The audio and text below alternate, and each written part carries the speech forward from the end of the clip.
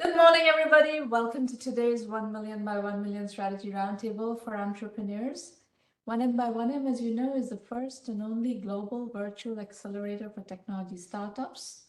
Our mission is to help 1 million entrepreneurs reach $1 million in annual revenue and beyond, build $1 trillion in global GDP and 10 million jobs.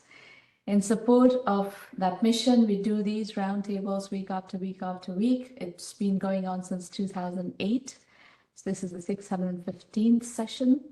And in addition, we have roundtables going on behind in the premium program as well on a weekly basis. So we do a lot of roundtable based mentoring. Recordings of the free roundtables are all available on our YouTube channel. Premium roundtables are available in the password protected premium area. On Twitter, we are at 1M1M and at Stromana. Today's hashtag is 1M1M. We publish a lot. Please follow. These are the call-in instructions for today's call. At the moment, we are going to focus on the scheduled programming, but you are welcome to call in and have discussions with me as well. I'll put this slide up a little bit later. Today, we have several entrepreneur pitches. For those of you who are pitching today or at a later date, I just want to set some expectations. This is a safe working session. We have no other agenda than to discuss your strategy and how you can move forward. So please don't be nervous. We are on your side. You can discuss freely what is it that you need help with, and we will work on that. So, this is not Shark Tank. We're not trying to entertain people. We're trying to work. And if you disagree with my feedback, that's your prerogative. It's your venture. So you do what you want.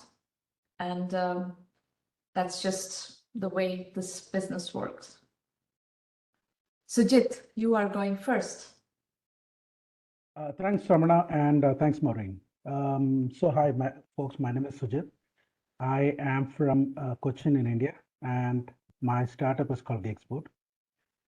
Essentially, what I'm building is a platform that can actually enable predictable outsourcing and remove a risk from outsourcing in a platform-based manner. So essentially, what we are trying to do is to enable an Upwork like a engagement model, but for outsourcing rather than freelancing. The problem space is that 70% of projects fail to meet commitments, the scope, quality, timeline, cost, etc. But effective project management can actually bring this down to under 20%.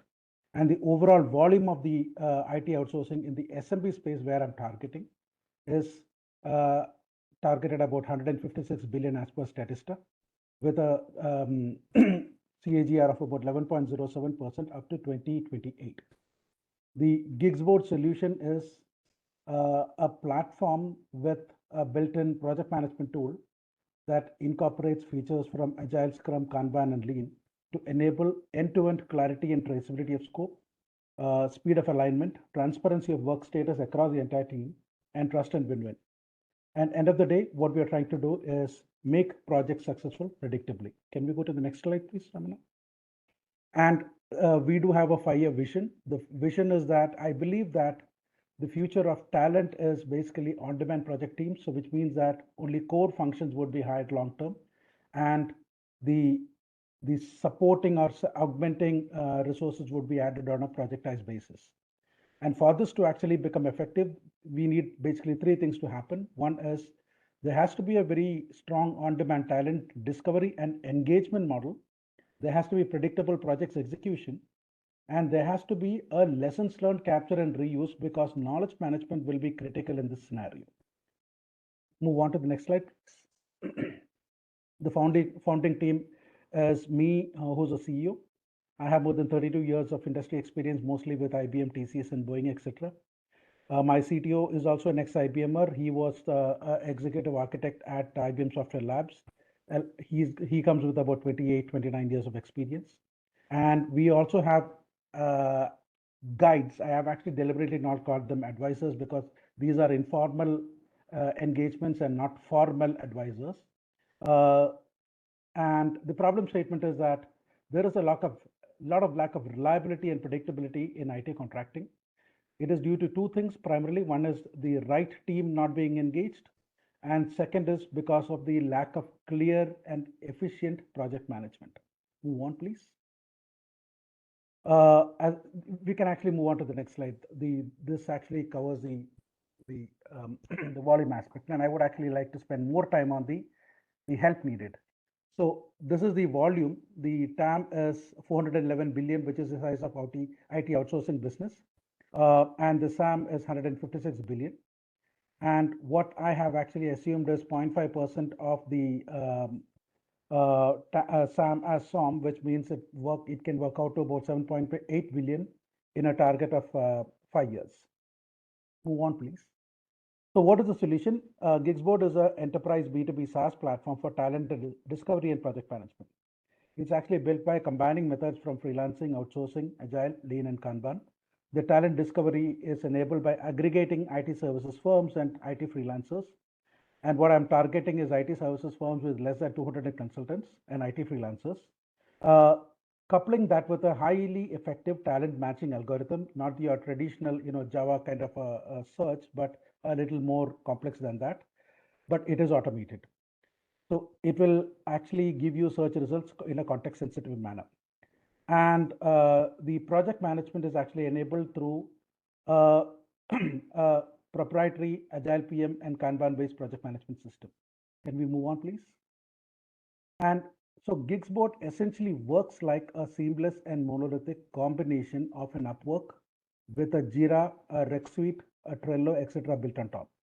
So what that actually enables is the aggregation through the talent pool, the talent discovery engine, the jobs to proposals to contracts is actually very much streamlined, which means that the space where we actually lose a lot of time typically in contracting is the data collection comparison and then bid comparison and then the job award.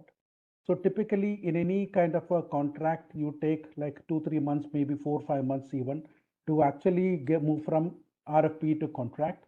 We actually can bring it down to a couple of weeks, right? The work scope management is actually enabled. Can you just go back for 1 minute, please? The work scope management is actually enabled through a Rick Suite kind of a project requirements management tool, and the project planning and control is enabled through a Jira like project management tool. And we have built-in Zoho books, etc., to actually enable financial management, intelligent governance, and so on. So basically, the entire project management workflow is seamless and automated largely, and which makes for highly efficient project management. Move on. The competition. I'm actually looking at competing with the likes of Gigster and Distributed.co, as well as small agencies and mid-sized IT firms. But instead of competing, I'm actually enabling them to actually come together, right? So that the delivery can be more effective.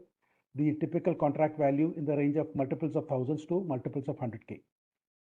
Moving on. So the growth strategy is straightforward. Basically, at the bottom, we have the brand development using social media. We have strategic partnerships with certain communities. Those are currently in progress. We also have something called a business development partner, which is basically IT services salespeople who have significant networks, who I am inviting to Gigsboard. And basically, they will get a share of the Gigsboard earnings. Then we do inside sales via lead gen tools like Sales Navigator and Apollo, etc. And we also have built-in features for product-led growth. So we actually take feedback from people, and then we recompense them by actually giving them incentives based on the quantum of impact that the feedback is enabling. Moving on. So what is the help that I am actually looking from you? Basically, what we are doing is we are actually revamping the existing model of outsourcing, right? The traditional outsourcing, and I'm not talking about the IBMs and the Accentures and the TCSs of the world. I'm talking about the smaller players, and their engagement model is highly manual, but that's where the current behavior is, and that's where it is stuck, right? So what we are offering is a far more efficient method, but then we have to get people out of their rut and embrace this new business model. So that's not easy. The potential is huge, but the benefits are huge, but it's not easy to actually break the current logjam. So question is, how do we actually break that rut? So let's pause for a second and tell me what is the stage of this company? Do The you have product a is actually, product or is this a concept stage company? oh, it is a product. The product is actually launched. It was actually launched in India, and it was launched in India after significant amount of surveys and questionnaires and so on. And so when I started a fair amount of time ago, this was actually a very, it was actually very positively received. And so we actually launched the product in India in 2021 June, right? And but when the sort of when the push came to show, people not were not actually willing to actually sign up. And in India, primarily, the Whom were new you business going actually, after? I guess I have two questions. One is, how complete is this product? the product is actually ready and it is ready for use. I mean, it is actually working completely. All of these functions are working. This Yeah, up absolutely. function, Absolutely. Jira, Trello, requisites, like all functions are working? Absolutely. Yes. Okay. So you've already put in a significant amount of investment into building the product. Yeah, about 136K. And how many people are on the team? Currently, so initially the product was developed by another agency who developed about 70% of it, and then we had a lot of feedback and this thing, etc. So uh, this was actually at the time of COVID, and they actually went out of business. And so I actually hired my own team, and so currently I have 5 people in my team. But the product is stable. You have these 5 people can maintain this product. Yes, the 5 people can maintain the product, but I primarily am targeting small and medium businesses from the customer side, and from the service provider side, I'm targeting agencies with less than 200 consultants. And what happened?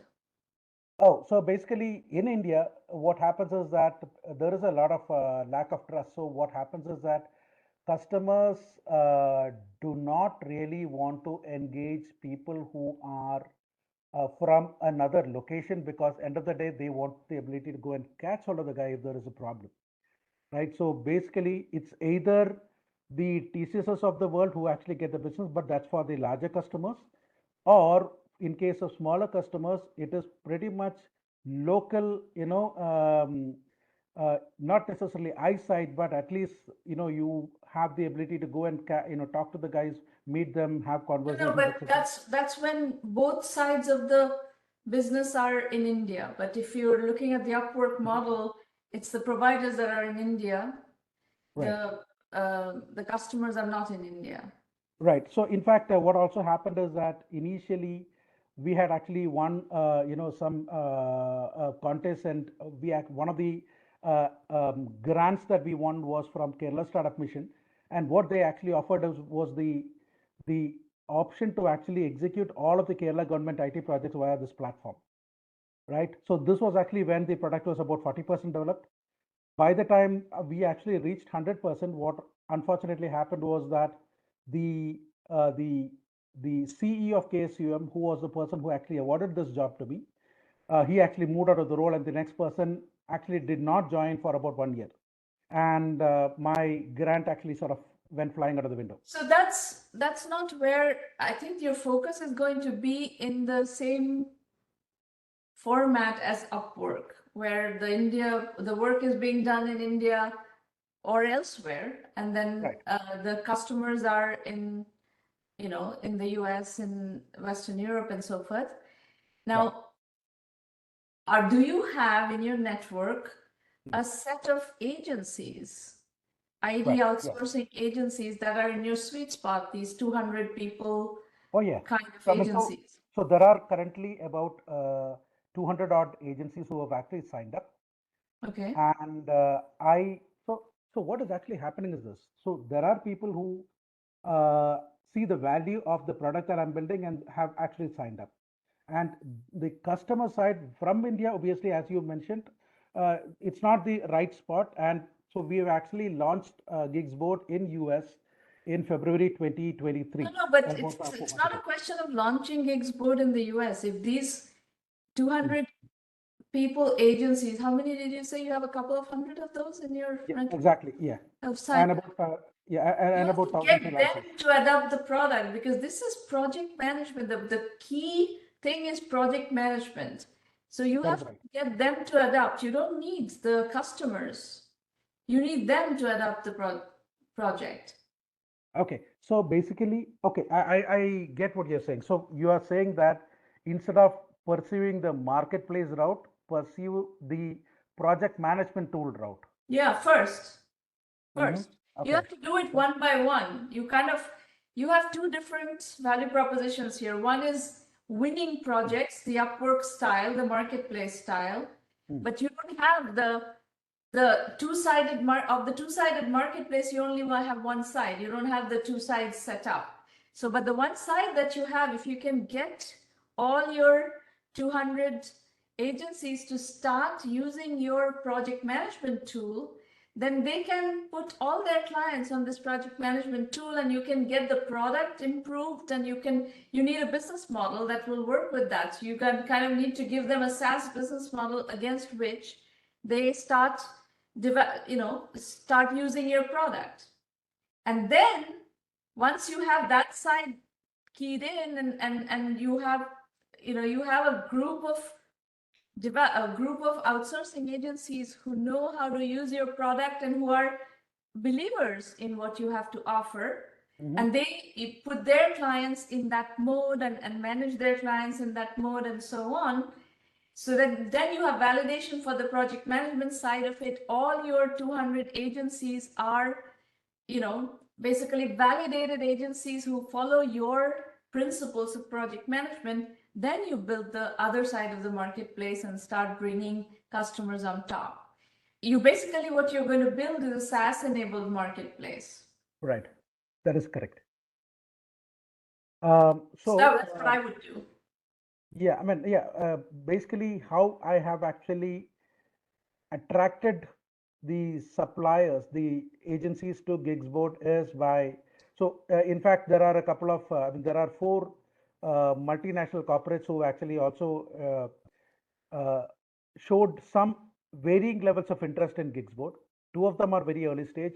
One of them is mid-level, and then there is a 4th one which is fairly advanced. And I'm actually using this as the incentive for attracting the agencies into Gigsboard. So basically, they are actually here to use Gigsboard as a BD tool rather than as a primarily as a project management tool. I think that is your major mistake. That is a positioning error. Because you don't have the ability to give them what they're coming to you for. That is your biggest mistake. Okay. Okay. So what I see here is a positioning mistake. This is very common positioning mistake. You kind of bring people onto your product or your platform with the value proposition which you're not able to deliver on. You do have a software here, which is primarily a project management software. You do not have a marketplace. You do not have customers who are interested in giving projects to outsourcing agencies.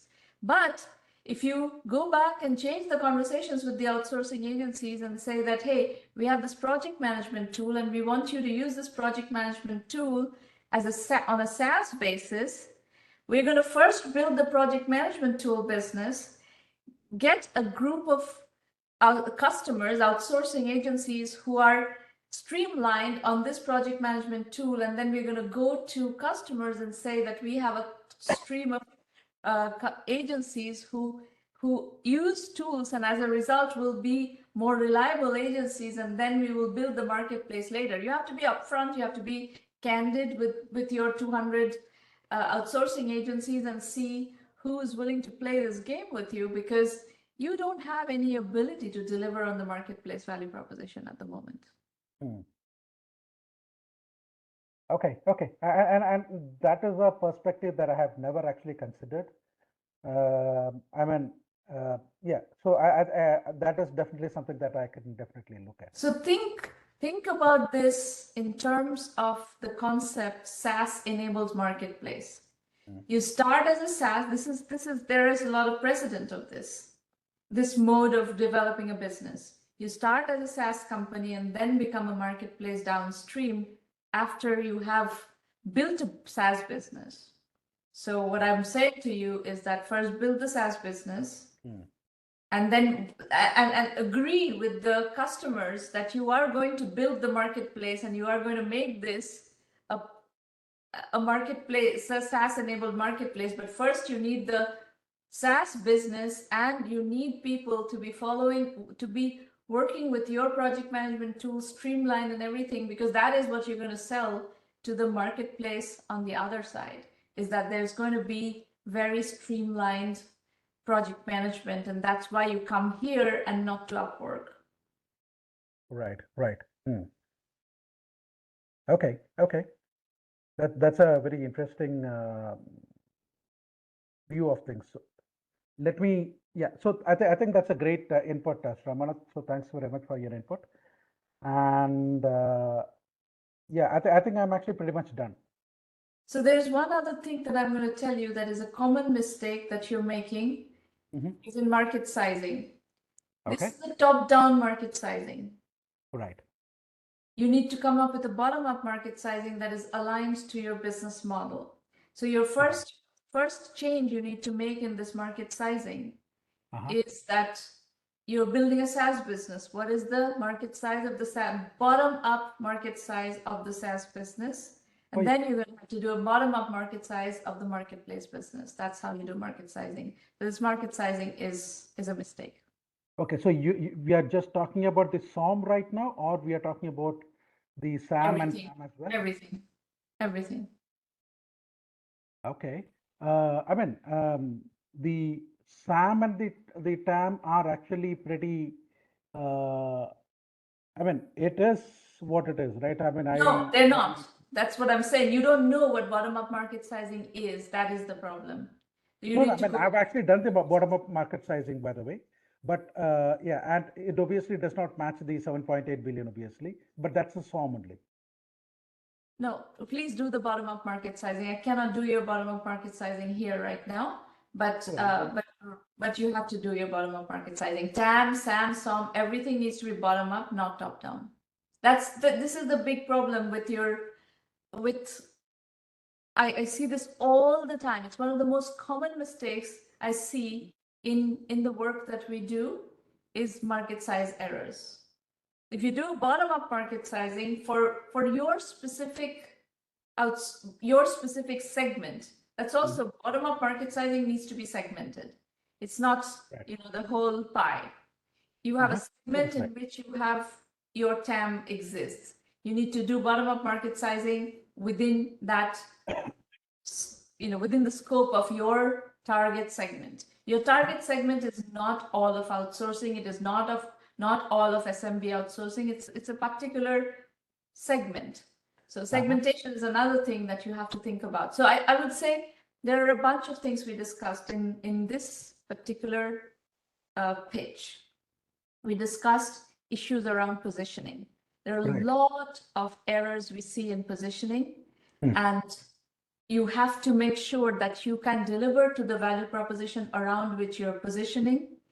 The other error I see all the time in positioning is segmentation, right? So in this case, the segmentation is 200 people, services companies, outsourcing companies. Not the mini ones, not like 5 people, 10 people outsourcing companies, not the big ones, not the Infosys TCS. It's somewhere in the middle. And and you have to define precisely what that band is. Is it 200 to what? 200 to 500 people, 200 to 1,000 people? What is that band? And then how many companies are there And are they, your assumption is they're going to use your product for, for what value proposition, and within that value proposition, what is the TAM? So there are lots of errors here that you have to think about. One of them is positioning error, one of them is segmentation error within positioning, one of them is value proposition alignment error within positioning. We also have to tackle the bottom-up market analysis, market sizing versus top-down market sizing issue that also has huge consequences vis-a-vis segmentation. So this is all of these need to be addressed here. I hear you. Okay. All right. Okay. So there's a bunch of work to do. There is a lot of curriculum material that you can access through 1M1M that will help you in that process as well. I will explain a bit later how to use 1M1M, okay? All right. So Thank stick you. around and we'll talk more. Sure. Thank you. I will go on mute. Thank you. Okay. Did Pratyaksh make it, Maureen? Okay. All right. Pratyaksh did not make it.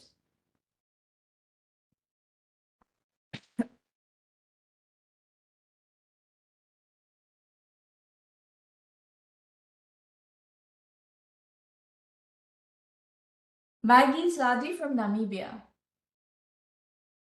Maggie, please unmute your line. Sorry, good. Well, it's my afternoon. Actually, it's just after work. I joined you whilst out of the office. Yeah, so my name is Maggie Tladi. I am the Managing Director for Africa Global Connect Consultancy. This is a consulting company that offers various services. Next slide, please. So basically, we offer consultancy and advisory services to governments and corporates. And our focus area is access market, access to the African continent, trade facilitation, customs and border management. So it's professional services.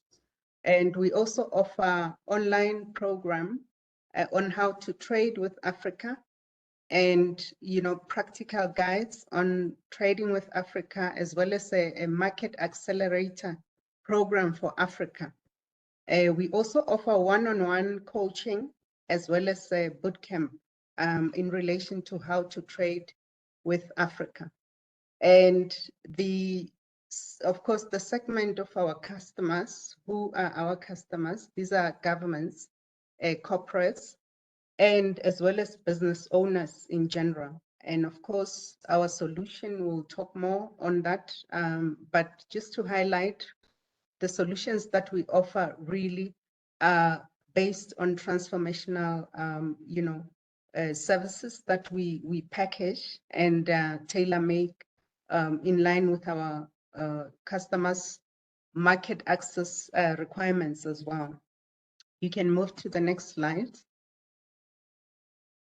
So the value proposition for us is that we have developed a systems approach which assists us to focus on the solutions that our customers are looking for, but also we provide a competitive advantage due to the fact that when our customers approach us, we already have end-to-end solution that fits in different types of customers that want to enter the market in Africa.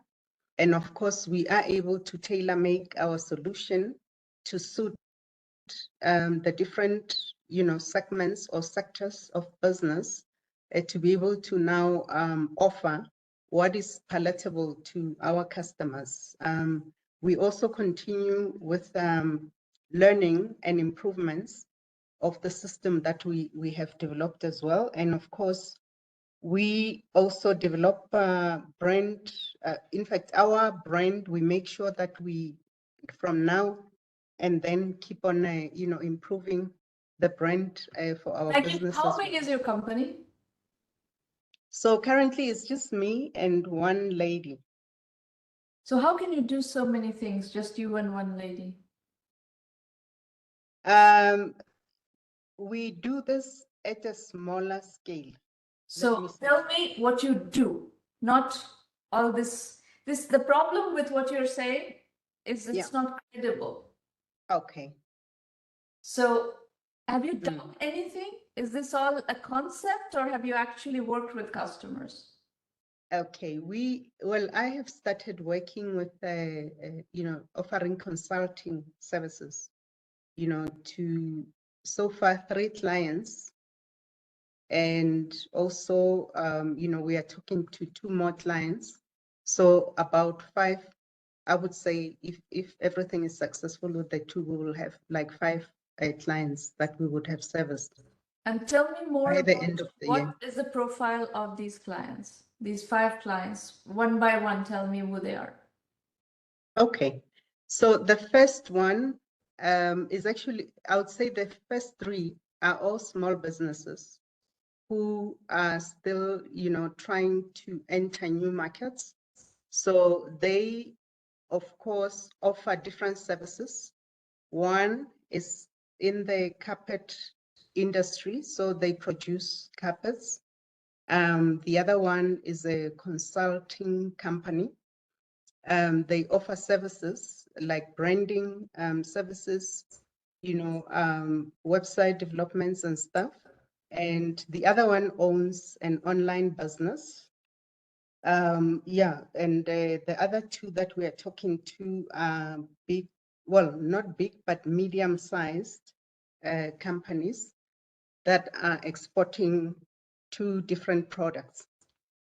My suggestion is that you figure out something very specific that is in your skill set. This is within 5 customers, if you have that much diversity, it's not going to scale. And you're a consulting company trying to consult for another consulting company. It just doesn't make any sense to me. Okay. So figure out where what is your background? What have you done? What gives you the right to consult for these companies? Okay, sorry, I didn't introduce myself, and give my profile, but I have more than 20 years experience in international trade.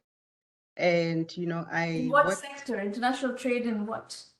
Trading yes, in customs and trade facilitation and trade negotiations, opening market access for businesses in Africa, and specifically, in my country that I worked for, as well as the region that I worked for. No, but in what sector, what industry? Well, when you negotiate and do all the the functions that I listed, you look at all sectors of the economy. So you were negotiating on government to government. Whom were you negotiating with? Yes, government to government, and as well as making sure that we help businesses to meet the regulatory requirements. So your related is on the regulatory side, yes, not market side. Sorry? Your skill set is on the regulatory side, not market side. You have never really acquired customers for anybody. No. I have been able to, yes, on the regulatory side of business. And of course, we link, so I connect the business to their market in terms of, making sure they are compliant. Yeah, but the problem with your pitch is that you're positioning your value proposition as you will open market access, but you have no skill of how to open markets. You cannot help. You do not have the skills to help these customers that you're going after acquire customers.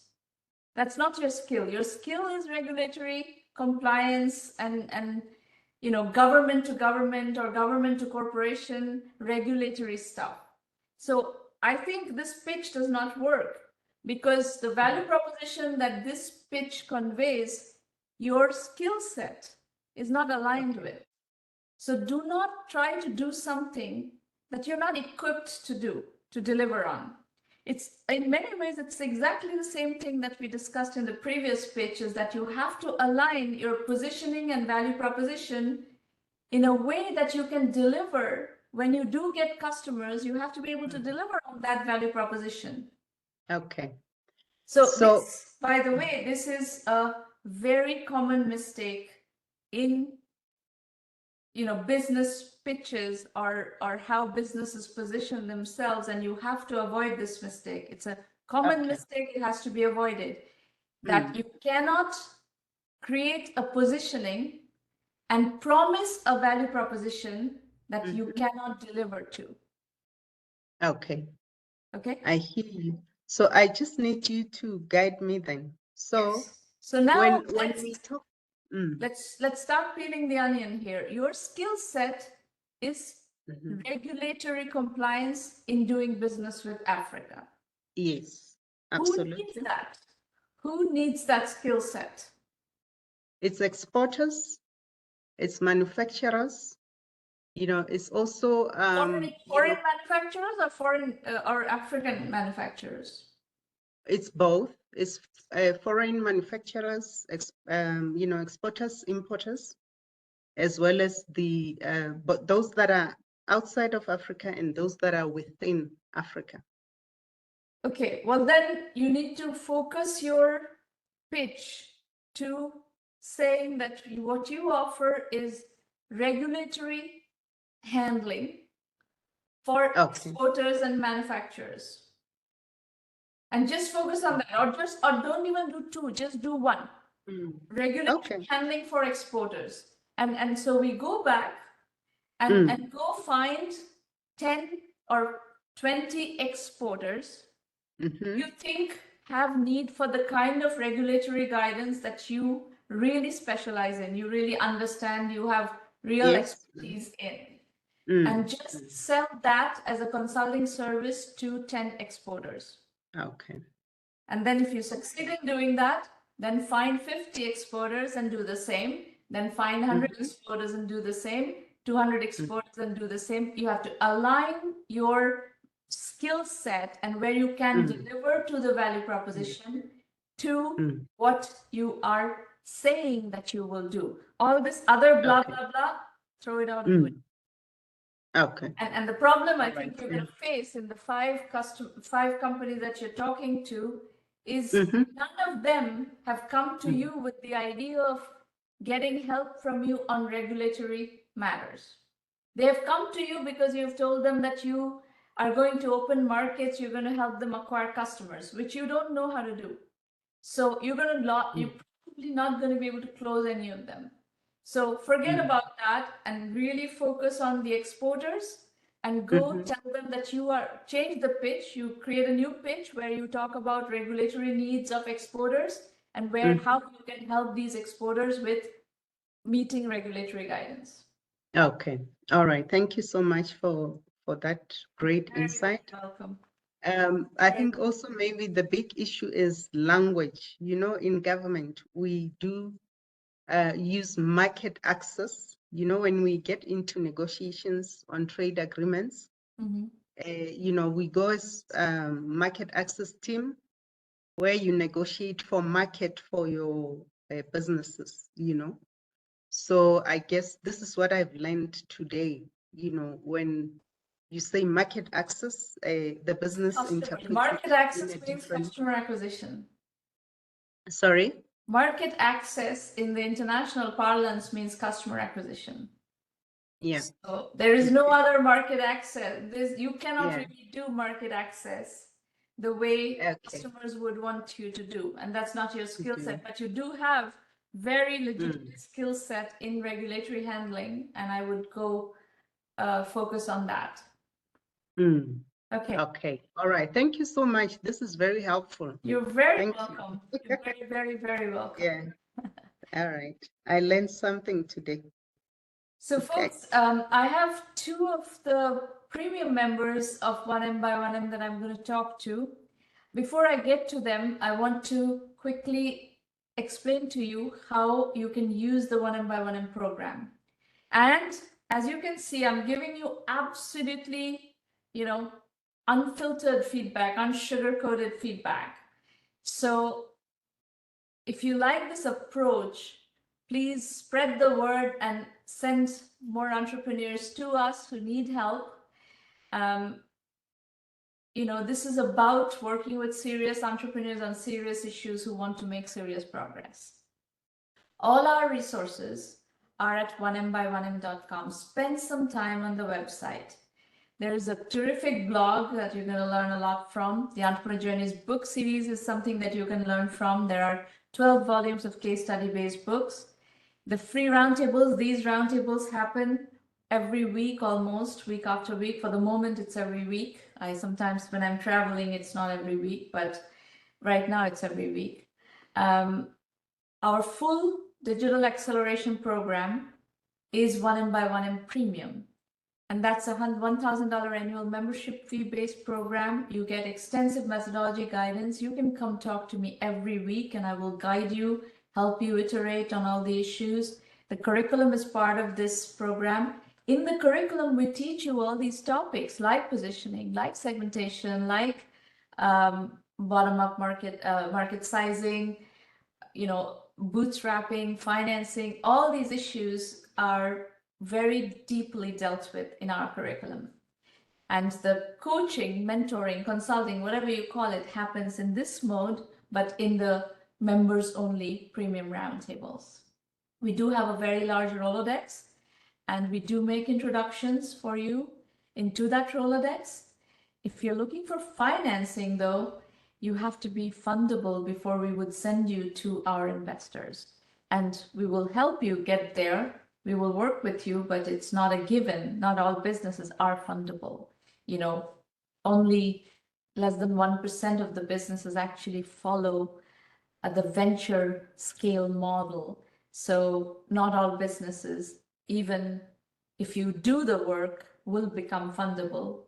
But to the extent that your business has the characteristics of becoming fundable, we will help you get there. And then we will make the introductions.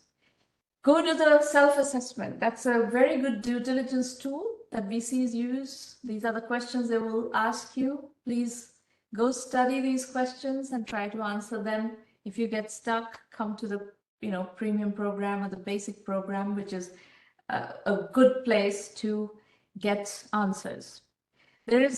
I'll give you a little bit of an overview of ways you can plug your knowledge gaps through our curriculum. There's a free bootstrapping course on our blog, pinned to the top of the blog. It's less than 1 hour. Go do that. It's a powerful course. You will learn a lot. There are also 70 plus Udemy courses that we have released. They're very, very reasonably priced. And you can learn a lot by doing the Udemy courses. If you go to the website, to our blog, to this link, just look for Udemy courses based on 1M1M methodology. You will find a full list. And in fact, Maureen, could you please change this to the series where we have the coupons? And if you could also share that coupon post, that would be great, because you need coupons to get the best price on Udemy. Or you can do 1M1M Basic, which is our curriculum only option at $99 a month, and you get everything, all the 1M1M curriculum. So go to the website, look around, see how you want to learn, premium, basic, Udemy, however, roundtables, however you want to learn is fine. Figure out what is your best way to get into the program and get engaged. And I think we have put together a very solid set of resources that you will make progress. I'm very confident about that. You'll find FAQs and video FAQs in there as well. And the curriculum is described in a lot of detail. We are a case study-based program. There are thousands of case studies of successful entrepreneurs who have very generously shared what they do, what they have done, how they've achieved their success, etc. As I said, investor introductions have nuances, so please study the investor introduction policy page on the website and get yourself familiar. Our methodology is bootstrap first, raise money later, lean, capital efficient bootstrap startups. Do not go to investors as beggars, go as kings. Go when you are fundable. Go when you can defend a proper cross-examination with a venture capitalist. That's it. The next roundtables are one more in August, 4 in September. So there's tons of slots, and come, book your slot, come talk to me, and let's see what we can do to help you move forward. Okay, we have 2 more scheduled conversations with 2 1M1M premium members. Let's start with Pankaj. Pankaj, please unmute your line and let's chat through what you need. Hello. So we have been working with doing some consulting on the side, as you know, and we have brought back our team pretty much, and so most of the people who were working on the project who we had to freeze, we brought them back. We made also my friend Tushar joined, and he's leading the sales efforts. Mm-hmm. He joined as CRO. And we also hired someone in India for doing sales, and recently, and we are talking to a few new prospects and some of our old prospects. They are also using our product. We also released some new features which were very important. So previously, what used to happen was we are more like a platform. So when we go, there was a huge learning curve to our system before an instructor could use our system. So we fixed that by building a instructor to instructor import feature. So instructors can easily import assignments built for other instructors, essentially. So and how many customers are you working with right now for your core product? I understand you're doing services to fund your product development. Yep. You're an edtech product. So how many, schools or colleges are using the product now? Yep. So last December, if you remember, we were working with like in our reach out, we are in touch with about 70 to 80 private universities in India. 3 of them were piloting in December, but we ran into the product problem that we had to fix. Mm-hmm. And now we are back with 3. The one is not a university; it's a small edtech in India, and so we are back with 3, but we are in touch with many. And our new salesperson, he is very experienced, so he's bringing in a lot of new. The product problems are fixed now. So now that you have a salesperson who's selling, is the product equipped to support the? Yeah. Yes. Yeah, the product problem is totally fixed now. Okay. So now, once Tushar kicks in gear and starts to actually get into customers, you will be able to fulfill the proper pilot and upsell and everything. Yep. So now on the product side, we are doing 2 things. One is that we feel like we need to reduce cost because Google Cloud is very costly for our target market, and we are like, even if they can pay, like Google Cloud takes a huge margin. So we are fixing that. And then the other thing we are doing is exploring. There is another feature we need to write for edtechs, like other edtechs, to use our software, who are easier to sell to because they're more technical, they are more profit driven. So there is this thing called LTI that we need to bring in. So we are bringing that in as well now that we have a full team. So okay. That's our status right now. Okay. Well, any questions? Maybe it would be great if we could explore, like we have totally given up on the US market. If there is a possibility that we can again try it with our resources, if there is some something you could suggest, that would be great. That is one thing that is always there. We are. Now that you have some sales resources, it's basically programming. What your ed tech does is help with teaching programming. Yeah. So you have to approach computer science teachers, right? Yep. So approach computer science teachers at some colleges and see what your salesperson can do with it. It's the same pitch. Yeah, same pitch. So it's the same pitch. You just include some of the computer science professors at colleges in the US and try it on them and see what happens. Yeah. But just that, with everything going on, I have very limited bandwidth. So. But you're not doing the sales, right? Tushar is going to do the sales. Yeah, he's just ramping up a little bit, and so I will get him involved in this as well, like approaching the US market. Okay. All right. Well, good luck. Thank you. Harsha, you are next. Could you please unmute your line and talk through yourself? Thank you so much, Shramana. It's really great speaking with you. I was always looking forward to have this discussion, and I would like to thank you for your time.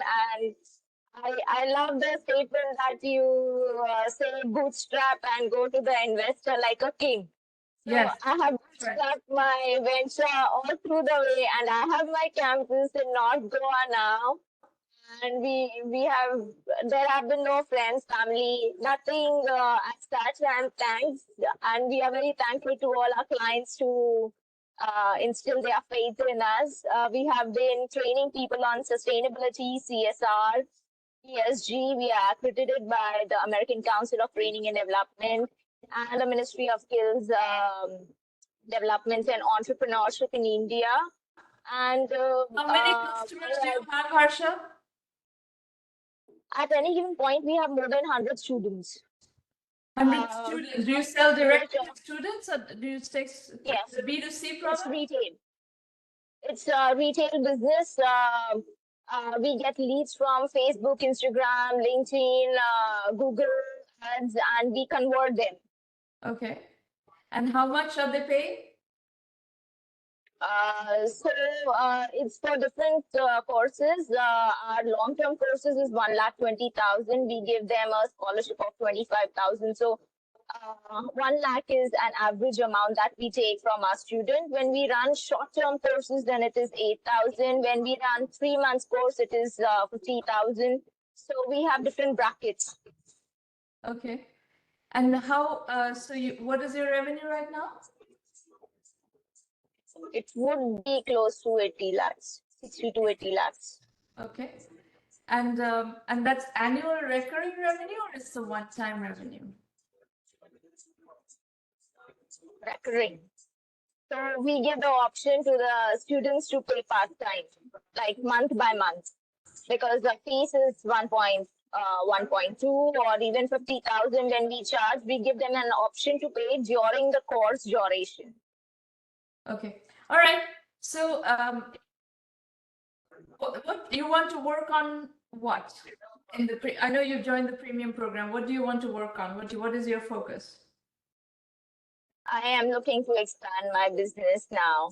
So I was visiting US in the month of October, and I would be based in the Bay Area, and I was looking to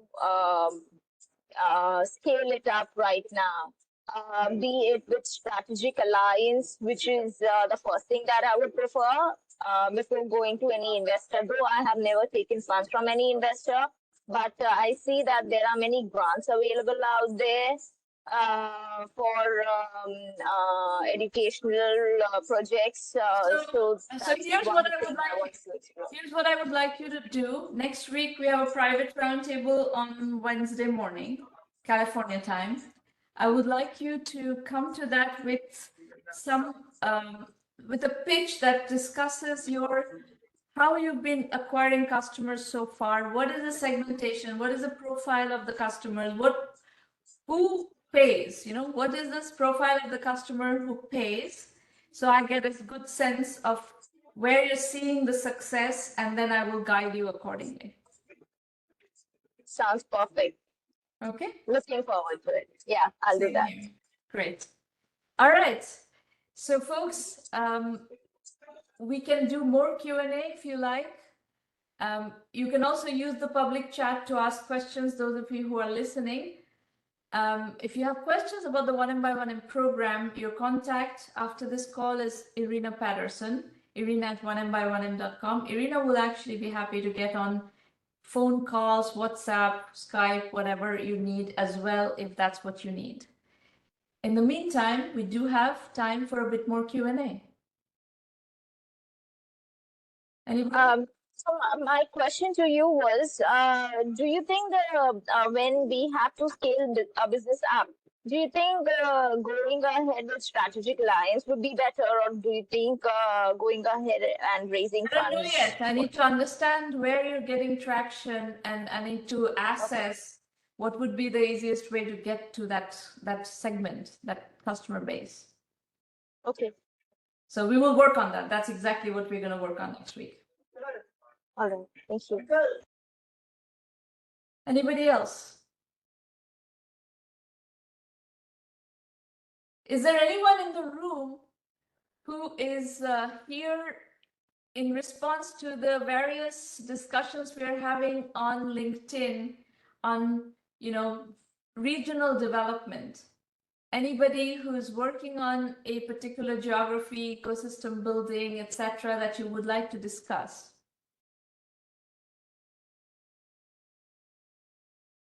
No?